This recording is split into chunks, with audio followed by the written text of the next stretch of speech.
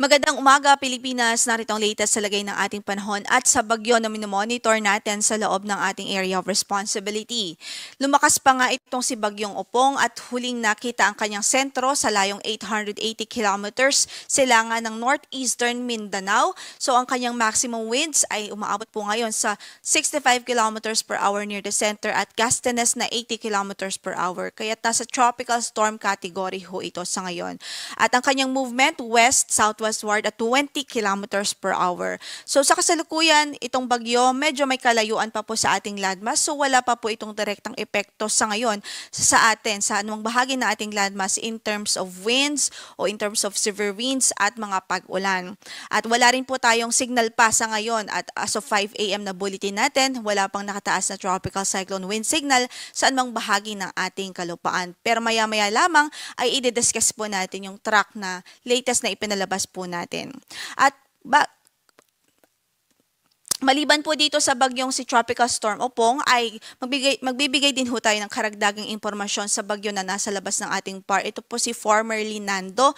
So ang kanyang sentro po ay huling nakita sa layong 760 kilometers kanluran ng Basco, Batanes. Taglay pa rin ho ang lakas ng hangin. Umaabot sa 185 kilometers per hour near the center at gustiness na umabot po sa 230 kilometers per hour.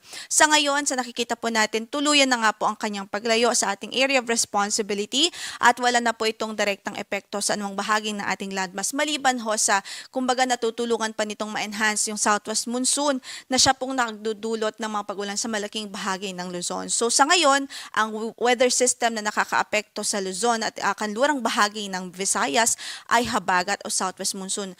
At dahil po dyan sa ating forecast, sa malaking bahagi ng Luzon including Metro Manila ay generally maulap ang papawurin at mataas pa rin ho yung tsansa ng mga pag-ulan especially sa kanlurang bahagi ng Luzon. So nariyan pa rin ang banta ng mga pagbaha at pagguho ng lupa, kahit kailangan pa rin maging alerto ng ating mga kababayan, lalong-lalo na sa Zambales, Bataan, Occidental Mindoro dahil doon po concentrated yung malalakas na pag-ulan for today. So sa natitirang bahagi ng Luzon, magdala ho pa rin ho tayo ng payong saan man ang lakad natin sa araw na ito at mag-ingat pa rin ho.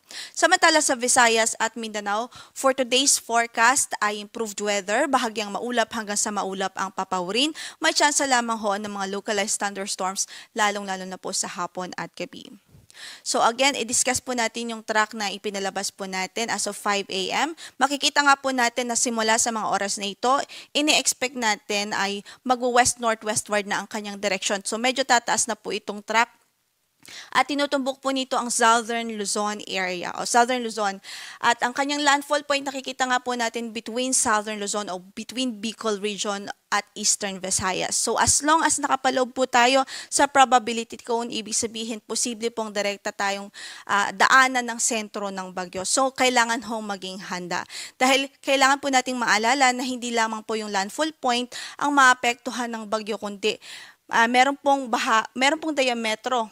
Yung katawan nitong bagyo ay medyo malawak. So, ibig sabihin, imaginein ho natin kung sasabay po ito dito sa track, mahahagip ang malaking bahagi ng Visayas, ang halos buong Southern Luzon, at ilang bahagi ng Central Luzon by Friday until Saturday ho yan.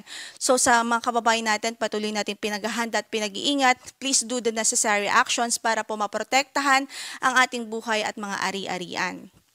So sa atin nakikita nga po, posible na before po ito mag-landfall ay marireach po nito ang severe tropical storm category. But hindi din natin nare-rule out ang tsansang lalo pa po itong lumakas o yung tsansa ng further intensification lalo't nasa dagat pa rin ho ito. Kaya't mag-antabay ho sa magiging updates ng Pag-asa.